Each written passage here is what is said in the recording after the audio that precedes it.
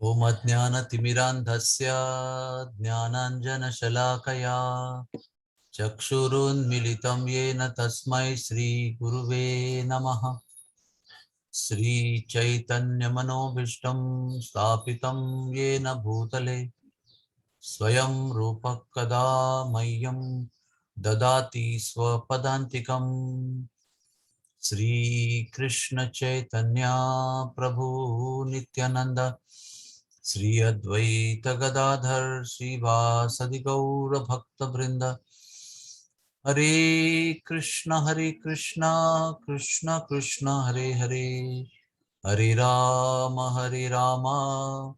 राम राम हरे हरे।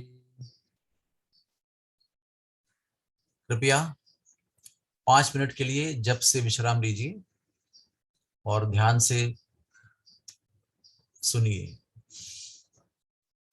हमारे जीवन में हम निवेश करते हैं, इन्वेस्टमेंट, और पूरे हमारे यौवन में हम मेहनत करते हैं और हमारा धन बाजू में रख के उसको निवेश करते रहते हैं। और अंतिम समय पर जब हम हमारे कार्य से निवृत्त हो जाते हैं तो वही धन हमें दोबारा ब्याज के साथ मिलता है। लेकिन कितना मिलता है, ये हमने कितना उसमें निवेश किया है उस पर निर्भर रहता है। हमने जितना निवेश किया है उतने पर ही ब्याज मिलके एक धनराशि हमारे साथ में एकत्र हो जाएगी। और इसको हम बदल नहीं सकते।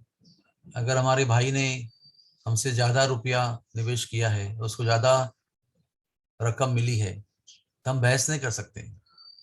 जो धन आपने और हमने निवेश किया है उसी के बराबरी में धन आपको धनराशि लौट कर मिलेगी।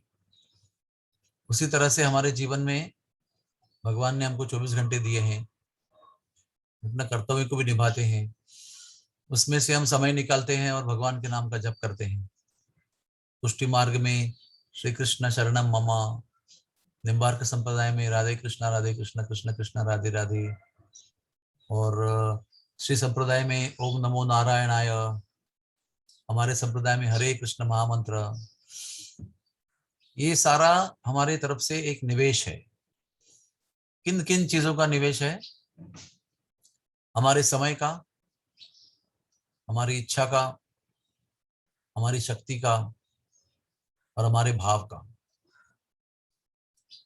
इनका निवेश जब हम करते हैं तो जितना निवेश किया है हमने, एक तो संख्या मात्र में, एक भाव मात्र में, कितना भाव हमने उसमें निवेश किया है, कितना समय दिया है और कितना दिल से और इच्छा से उसमें निवेश किया है। उसी के अनुसार वो सारे नाम जो आपने उच्चारण किए हैं वही आपको अंतिम क्षण में एकत्रित होकर आपके आत्मा को पुष्टि देंगे, आपके आत्मा को गति देंगे और भगवान की ओर बढ़ाएंगे। अगर हमने आलस्य में जप किया है, अगर हमने ध्यान से जप नहीं किया है, अगर हमने थोड़ा ही जप किया है, ज्यादा नहीं किया है, तो जितना अभी हम निवेश कर रहे हैं वो हम अपने अंतिम समय की तैयारी कर रहे हैं। और उसमें कोई सिफारिश नहीं होती है, उसमें कोई भेदभाव नहीं होता है। जो भी हमने निवेश किया है, इन्वेस्टमेंट की है, उसी के अनुसार आपको लाभ मिलेगा। फिर किसी को कोसने की जरूरत नहीं है कि इसकी वजह से मेरा कम हुआ, मेरे बच्चे की वजह से मेरा कम हुआ, मेरी बीवी की वजह से कम हुआ, मेरे ससुर की वजह से कम हुआ, सब मेरा समय उसमें चला गया। ये सब स्थितियां होते हुए भी अंतिम समय पर क्या गिनती की जाएगी कि हमने, भले हमारे जीवन में बहुत संकट आए हैं, लेकिन कैसे, किस भाव से हमने प्रयास किया है भगवान के नाम का जप करने के लिए। और इसके लिए केवल हम ही जिम्मेदार रहेंगे और कोई किसी की तरफ हम उंगली नहीं उठा सकते। हमको अपने दिए हुए कर्मिक स्थितियों में अपना प्रयास करना है। हमें अपने स्थिति की तुलना किसी की परिस्थिति से नहीं करनी है कि देखो उनका तो क्या है, सब सेटलमेंट है, उनको तो क्या है, घर में नौकर है, उनको तो क्या है, वो धनवान है, इसलिए वो सब कुछ कर सकते हैं, हमारे घर में सब कुछ हमें करना पड़ता है, कहाँ समय मिलता है। ये हमारे दिए हुए कर्मिक स्थिति में हमें भगवान को वो साबित करना है कि हमने हमारा भाव आपके नामों में, आपके नामों के जप में अर्पित किया था, किया है, कर रहे हैं। तो हमें सबको ये ध्यान रखना है कि हमारी बाजी हमको ही लड़नी है, हमारा युद्ध भी हमें ही लड़ना है, हमारा समय भी हमें ही उपयोग करना है, और कभी भी हमारे शस्त्र जो है वो नीचे नहीं रखने हैं। जो भी हो जाए, थोड़ी देर पीछे हट जाएंगे, थोड़ी देर पीछे ढकेले जाएंगे, थोड़ी देर आगे दौड़ेंगे, जो भी है, हमें अपनी हमें हमारी जो क्या कहते हैं उसको, शरीयत, यानी जो प्रतिस्पर्धा हमारी है, जो हमारी जो कंपटीशन है, यानी किसी के साथ नहीं, अपने ही साथ आगे बढ़ने वाली, उसको बनाए रखना है। ध्यान रखना है कि हमारे परम गति के जिम्मेदार हम ही रहेंगे, हम किसी को भी उसके लिए कोस नहीं सकते हैं।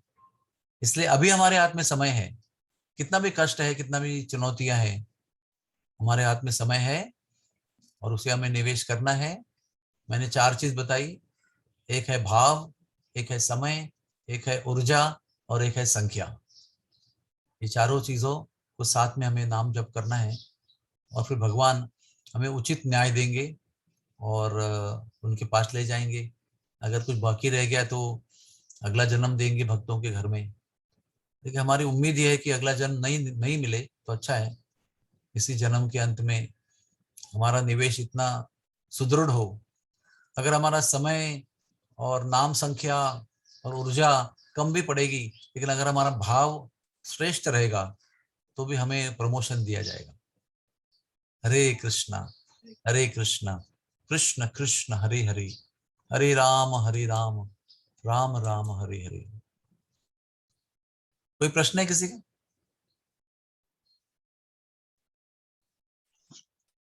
हरे कृष्णा प्रभु जी, दंडवत प्रणाम। धन्यवाद, प्रणाम।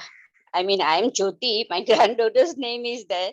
But then प्रभु जी, ये अपना सूतक रहता है घर में, तो तुलसी विवाह में जा सकते हैं क्या?